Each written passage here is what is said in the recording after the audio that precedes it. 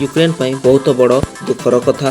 राष्ट्रपति सेलेंस्की बयान जारी करछंती जे रूसर सैन्य यूक्रेन राजधानी कीव रे पशि जाइछंती, किंतु मु डरी करी मोर देश को छाड़ी पड़ेबी नहीं, मु मोर देशर राजधानी रे ही रहिबी। यह यूक्रेन राष्ट्रपति बयान जारी करछंती। मु पड़ेबा वाला नुहे, मोर देशर लोकंक सहित रहिबी, रूस को डरिबी नहीं, निज राजधानी रे ही रहिबी।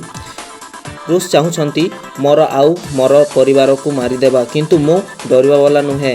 यह बहुत बड़ यूक्रेन पर झटका और दुखर कथा, जोठी युद्ध रे रूस यूक्रेन रो सहर को मारी चली ध्वंस कर चली।